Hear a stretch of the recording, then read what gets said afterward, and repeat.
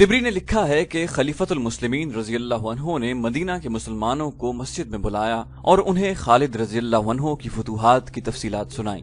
हजरत अबू बकर सिद्दीक रजी अल्लाह अन्हु ने कहा, ऐ कुरैश, तुम्हारा शेर एक और शेर पर झपट पड़ा और उसे मार गिराया। अब औरतें खालिद जैसा बेटा पैदा करने से कासिर हैं। मुसन्ना बिन हारिसा ने खालिद रजी अल्लाह अन्हु से कहा, वलीद के बेटे, आगे फारस की शहनशाही का एक और बड़ा शहर हैरा है, इसे तू फारस का हीरा समझ, लेकिन इसे लेना आसान नहीं होगा। खालिद रजी अल्लाह अन्हु ने कहा, हाँ हारिसा के बेटे, अमनीशिया की तमाम फौज और तमाम ईसाई जवान हैरा पहुंच गए हैं, वो सब हमारे मुकाबले में आएंगे, इन्हें मुकाबले में आना चाहिए। मदाइन की क्या खबर है? मुसन्ना ने कहा, आज ही मेरा एक जासूस वापस आया है, वो बताता है कि मदाइन में मायूसी फैली हुई है, किसरा के महल में मातम हो रहा है। अच्छी खबर यह है कि वहाँ से अब फौज का कोई दस्ता नहीं आएगा। क्या ये लोग अब भी नहीं समझे कि तख्तो ताज और खजाने ताकत नहीं होते कि दुश्मन से बचा लें? खालिद रजी अल्लाह अन्हु ने कहा, क्या ये हमारा फर्ज नहीं कि इन लोगों को अल्लाह के सच्चे रसूल सल्लल्लाहु अलैहि वसल्लम का पैगाम दें कि ताकत और सरवत सिर्फ अल्लाह के हाथ में है और अल्लाह ही इबादत के लायक है, जिसका कोई शरीक नहीं। मुसन्ना ने कहा, हाँ इब्ने वलीद, ये हमारा फर्ज है कि अल्लाह का पैगाम उन तक पहुँचाएं। इसके साथ ही मुझे इस खतरे को कुचलना है जो इस्लाम को नुकसान पहुँचा सकता है। खालिद रजी अल्लाह अन्हु ने कहा, कुफ्र का सर कुचलना है। तारीख इस्लाम का ये इब्तिदाई दौर बड़ा ही नाजुक था। उस दौर में इस्लाम की अस्करी रिवायात की बुनियाद रखनी थी। उम्मत रसूल सल्लल्लाहु अलैहि वसल्लम के लिए जज्बे की शिद्दत और अहमियत का तयन करना था। इस रिवायत की बुनियाद इस उसूल पर रखनी थी कि नफरी और ताकत की कमी शिकस्त का बायस नहीं बन सकती। जज्बा और इस्लाम की मोहब्बत इस कमी को पूरा कर दिया करती है। खालिद रजी अल्लाह अन्हु को एहसास था कि वो इस ख्याल से पीछे आए हैं कि लश्कर मुसलसल लड़ लड़ कर थक गया है और नफरी भी कम होती जा रही है और वो अपने मुस्तकर यानी मदीना से दूर हटते चले जा रहे हैं। तो आने वाली नस्लों के लिए यही रिवायत बन जाएगी कि जहां रुकावट और दुश्वारी पेश आ गई, सालार अपनी फौज को वापस ले आएंगे। खालिद रजी अल्लाह अन्हु ऐसी रिवायत कायम नहीं करना चाहते थे। खालिद रजी अल्लाह अन्हु को खलीफतुल मुस्लिमीन की पुश्तपनाही हासिल थी। उस वक्त की खिलाफत की पॉलिसी में कुफार के साथ दोस्ती या मजाकरात का जरा भी दखल नहीं था। दुश्मन को दुश्मन ही समझा जाता, ये न देखा जाता कि दुश्मन कितना दूर है और कितना ताकतवर। उसूल ये था कि दुश्मन के सर पर सवार हो और उसके लिए दहशत बन जाओ। फारस की शहनशाही कोई मामूली ताकत नहीं थी। खालिद रजी अल्लाह अन्हु ने इतनी बड़ी ताकत के पेट में जाकर भी पीछे हटने की न सोची। उन्होंने ये भी न सोचा कि लश्कर को कुछ आराम देते और उसकी तंजीम में अगर कुछ खामियां रह गई थी तो वो दूर कर लेते। मुसन्ना बिन हारिसा ने उन्हें बताया कि हैरा में मुकाबला बड़ा सख्त होगा, तो भी खालिद रजी अल्लाह अन्हु ने अपने फैसले में नजर सानी की न सोची। उन्होंने उसी वक्त अपने सालारों को बुलाया और सालारों से कहा, खुदा की कसम, मुझे यकीन है कि तुम ये नहीं सोच रहे कि हम जितना आगे बढ़ते जा रहे हैं हमारे लिए खतरे बढ़ते जा रहे हैं। एक सालार ने कहा, नहीं इब्ने वलीद, हम में से कोई भी ऐसा नहीं सोच रहा और हम में से कोई ऐसा नहीं सोचेगा। दूसरे सालार ने कहा, और मुझे ये भी यकीन है। खालिद रजी अल्लाह अन्हु ने जवाब दिया, तुम में से कोई भी नहीं सोचेगा कि दुश्मन कितना ताकतवर है। आसिम बिन अमर ने कहा, नहीं इब्ने वलीद, हमें ये बता कि आज तू ये बात क्यों पूछ रहा है। खालिद रजी अल्लाह अन्हु ने कहा, तुम पर अल्लाह की रहमत हो, हमारी अगली मंजिल बहुत दुश्वार है। अल्लाह के सिवा कोई नहीं जानता कि हम में से कौन रहता है और कौन दुनिया से उठ जाता है। अपने दिलों पर नक्श कर लो, अपने फर्ज से मुंह मोड़ कर अल्लाह के सामने जाओगे तो तुम्हारा ठिकाना बहुत बुरा होगा और तुम जानते हो वो ठिकाना कैसा है। रिवायत जो तुम आज कायम करोगे वो एक विरसा होगा जो तुम आने वाली नस्लों के लिए छोड़ जाओगे और ये रिवायत इस्लाम की बका या फना का बायस बनेगी। हमें इस्लाम की बका और सरबुलंदी के लिए लड़ना है। कुरान का हुक्म याद करो कि लड़ो उस वक्त तक जब तक कुफ्र का फितना मौजूद है और दुश्मन को माफ उस वक्त करो जब वो हथियार डालकर तुम्हारे आगे झुक जाए। फिर इससे वो शर्तें मनवाओ कि उसका डंक मारा जाए और उसका दिल रसूल अल्लाह सल्लल्लाहु अलैहि वसल्लम के शहदाइयों के खौफ से कांपता रहे। अपने सालारों के जज्बे में नई रूह फूंक कर खालिद रजी अल्लाह अन्हु ने उन्हें बताया कि आगे आतिश परस्तों का बड़ा मजबूत फौजी अड्डा हैरा है, जहाँ के हाकिम इज़दाबा ने बहुत बड़ा लश्कर जमा कर रखा है। आतिश परस्त पहली लड़ाइयों में बेशुमार कश्तियां लाए थे, वो अब मुसलमानों के कब्जे में थीं। खालिद रजी अल्लाह अन्हु ने अपने लश्कर को कश्तियों में हैरा तक ले जाने का फैसला किया। दरियाई रास्ता आसान था और छोटा भी। ये पहला मौका था कि रेगिस्तानों में लड़ने वाले दरियाओं के सीने पर सवार हुए। कश्तियों में सवार लश्कर की हिफाजत के लिए खालिद रजी अल्लाह अन्हु ने ये इंतजाम किया कि दरिया के दोनों किनारों पर 100-150 सवारों को रखा जिन्हें कश्तियों के साथ साथ जाना था। فتح و نصرت سے سرشار لشکر جذبے اور اسلام کی محبت کے جوش سے دریائے فرات کے سینے پر چلا جا رہا تھا۔ جنگی ترانے کی ایک گونج تھی جو فرات کے پانی پر وجد طاری کر رہی تھی۔ پھر یہ جنگی ترانہ کلمہ طیبہ میں بدل گیا۔ 18,000 مسلمانوں کی آواز، ایک عزم، ایک جذبہ، ایک تھا۔ ان کے دلوں میں ایک اللہ اور ایک رسول صلی اللہ علیہ وآلہ وسلم کا عشق تھا۔ دشمن سویا ہوا نہیں تھا۔ ہیرا کا حاکم ازدابا راتوں کو بھی نہیں سوتا تھا۔ ہیرا میں یہ خبر نہیں پہنچنے دی گئی تھی کہ شہنشاہ فارس اردشیر مر گیا ہے۔ وہ ابھی تک ہر بات اور ہر حکم میں اردشیر کا نام لیتا تھا۔ اس روز وہ ہیرا کے شہر پناہ کا معائنہ کر رہا تھا۔ اس نے شہر میں بے پناہ لشکر جمع کر لیا تھا۔ وہ جس دستے کے سامنے جاتا وہاں چلا چلا کر کہتا، زرتشت کی رحمت ہو تم پر۔ وہ بزدل تھے جو کاظمہ، مزار اور الیس میں صحرا کے بدوؤں کے ہاتھوں پٹ گئے تھے۔ ان کے مردہ جسموں کو زرتشت کے شعلے چاٹ رہے ہیں۔ اے یسوع مسیح کے نام لیواؤ، تم ہمارے ساتھ کندھے سے کندھا ملا کر مسلمانوں کے خلاف لڑنے آئے ہو۔ یاد کرو اپنی ان بیٹیوں کو جو لونڈیاں بن کر مدینہ پہنچ گئی ہیں۔ یاد کرو ان جوان بیٹوں کو جن کے مردہ جسموں کا گوشت بھیڑیے، گیدڑ اور گوشت خور پرندے کھا گئے ہیں، اور انہیں بھی جو قیدی ہو کر مدینہ والوں کی غلامی میں جا پڑے ہیں۔ مسلمان فتح کے نشے میں بے خطر بڑھتے آ رہے ہیں۔ ان کے لیے ایسا خطرہ بن جاؤ کہ زندہ واپس نہ جا سکیں۔ شہنشاہ فارس اردشیر تمہیں خود مبارکباد دینے آئیں گے، تمہیں انعام و اکرام سے مالا مال کر دیں گے۔ شہر پناہ اور برجوں کے معائنے کے دوران اس نے دیکھا دور ایک گھڑ سوار گھوڑے کو انتہائی رفتار پر دوڑاتا آ رہا تھا۔ ازدابا چلایا، دروازہ کھول دو، یہ سوار امنیشیا کی طرف سے آ رہا ہے۔ کئی آوازیں سنائی دی، دروازہ کھول دو، سوار کو آنے دو۔ ازدابا بڑی تیزی سے دیوار سے اتر گیا۔ سوار کے پہنچنے تک دروازہ کھول دیا گیا۔ سوار رفتار کم کیے بغیر اندر آ گیا۔ ازدابا گھوڑے پر سوار تھا۔ اس نے گھوڑے کو ایڑ لگائی اور آنے والے سوار کی طرف گیا۔ دونوں گھوڑے پہلو با پہلو رک گئے۔ کوئی خبر؟ ازدابا نے پوچھا۔ وہ آ رہے ہیں، سوار نے ہامتی ہوئی آواز میں کہا۔ سارا لشکر کشتیوں میں آ رہا ہے۔ وہ خالد کے لشکر کی پیش قدمی کی خبر دے رہا تھا۔ ازدابا نے پوچھا، کشتیوں میں؟ بند سے کتنی دور ہے؟ سوار نے جواب دیا، بہت دور، ابھی بہت دور ہے۔ ازدابا کا بیٹا سالار تھا۔ ازدابا نے اپنے بیٹے کو بلایا۔ کسی بھی تاریخ میں اس کے بیٹے کا نام نہیں ملتا، اسے ازدابا کا بیٹا ہی لکھا گیا ہے۔ ازدابا نے کہا، آج تیری آزمائش کا وقت ہے میرے بیٹے۔ ایک سوار دستہ ساتھ لے اور طوفان سے زیادہ تیز رفتار سے بند تک پہنچ اور فرات کا پانی اس طرح پی لے کہ فرات سوکھ جائے۔ مسلمانوں کا لشکر کشتیوں میں آ رہا ہے، دیکھ تو پہلے پہنچتا ہے یا مسلمان۔ اس کا بیٹا ایک سوار دستہ لے کر بہت تیز رفتار سے شہر سے نکل گیا۔ خالد رضی اللہ عنہ کا لشکر بڑی اچھی رفتار پر آ رہا تھا۔ چونکہ وہ بارش کا موسم نہیں تھا اس لیے دریا میں پانی کم تھا، لیکن کشتیوں کے لیے کافی تھا۔ اچانک پانی کم ہونے لگا، پھر پانی ختم ہو گیا اور تمام کشتیاں کیچڑ میں پھنس کر رہ گئیں۔ مدینہ کے مجاہدین پر خوف طاری ہو گیا۔ دیکھتے ہی دیکھتے دریا کا خشک ہو جانا خوف والی بات تھی۔ خود خالد رضی اللہ عنہ پریشان ہو گئے۔ مت گھبراؤ ولید کے بیٹے، کنارے سے مثنہ بن حارثہ کی للکار سنائی دی، اور مت ڈرو اہل مدینہ، آگے دریا پر ایک بند ہے، ہمارے دشمن نے بند پر پانی روک لیا ہے۔ بڑی تیزی سے سوار اپنے گھوڑے کشتیوں سے نکال لائے اور یہ دستہ سرپٹ دوڑتا بند تک پہنچا۔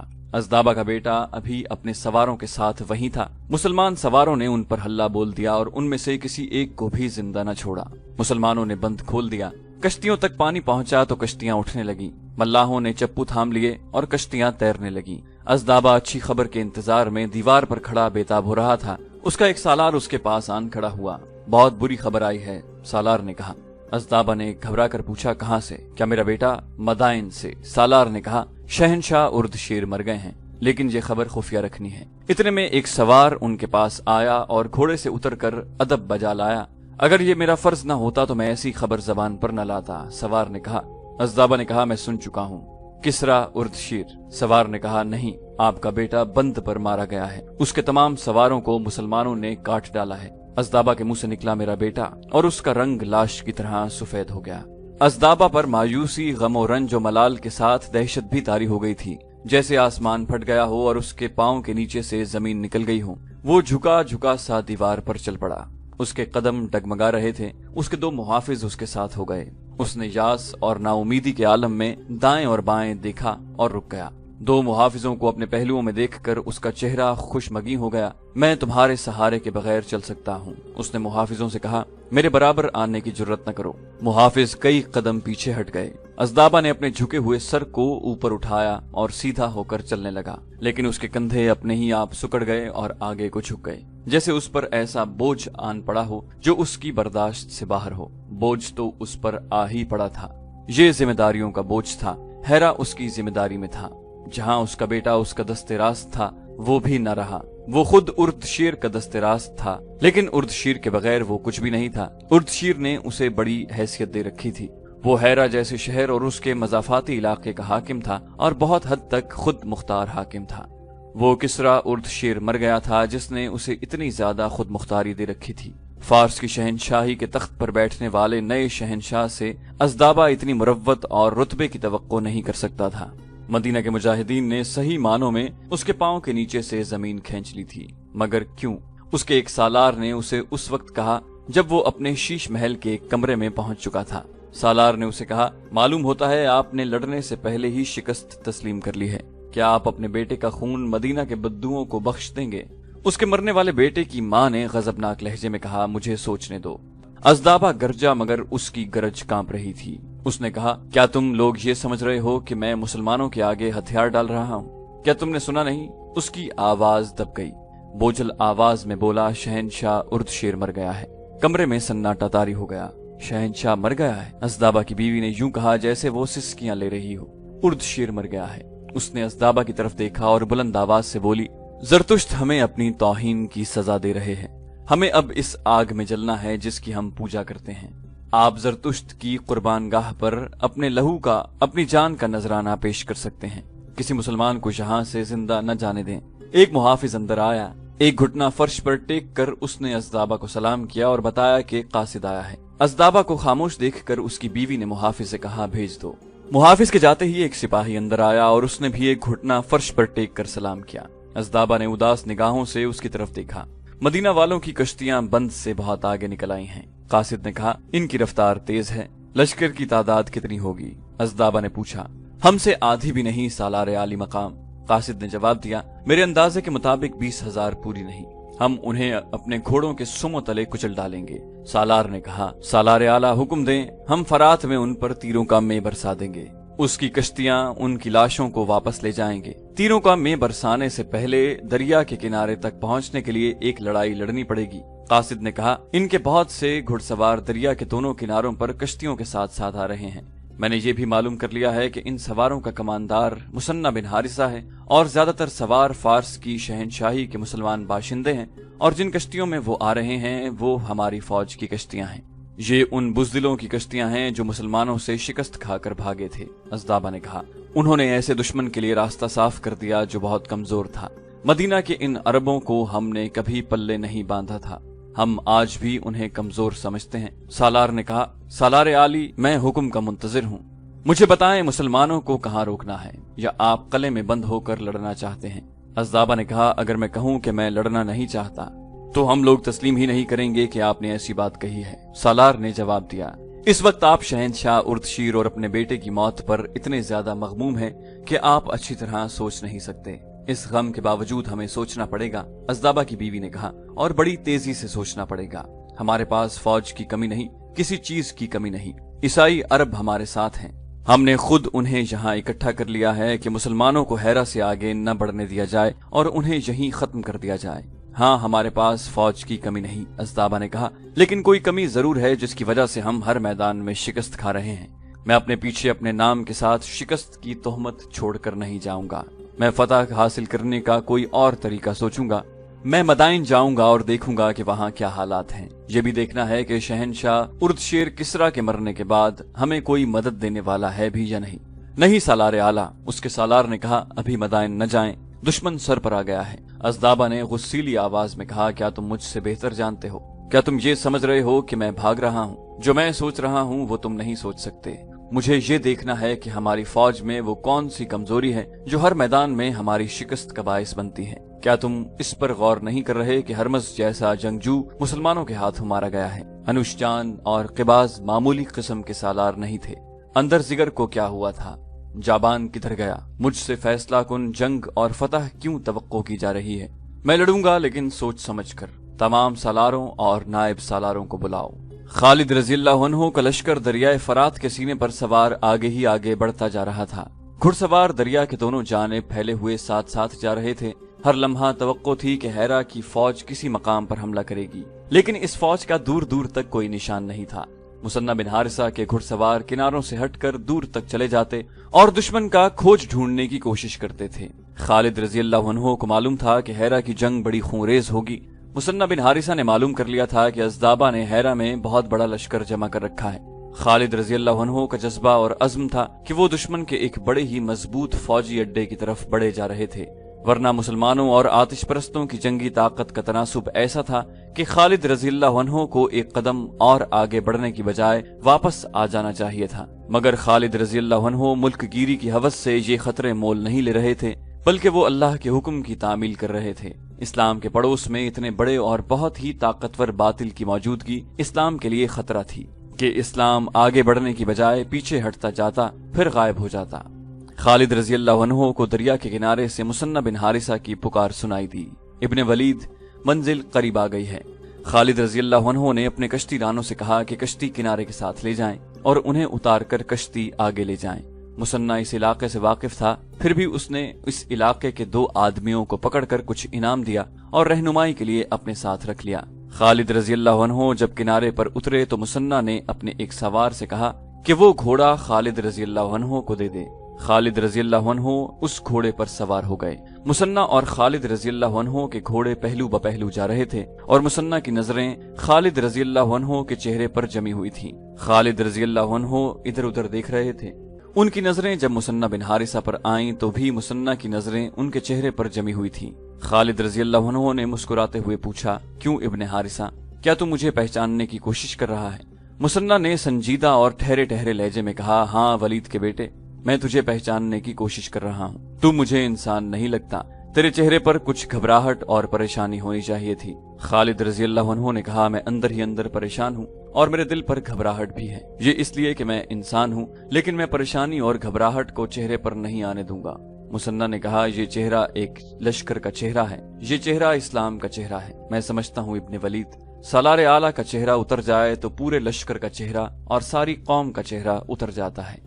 मुझे ये बता इब्ने हारिसा, खालिद रजी अल्लाह अन्हु ने पूछा, तूने ये बातें क्यों की हैं? क्या तू मुझे परेशानी और घबराहट में देखना चाहता है? हाँ इब्ने वलीद, मुसन्ना ने कहा, तुझे शायद एहसास नहीं कि तू कितने बड़े और ताकतवर दुश्मन के सामने जा रहा है। मैं अपने लिए जा रहा होता तो मुझे अपना गम होता कि बादशाह बनने से पहले ही न मारा जाऊं।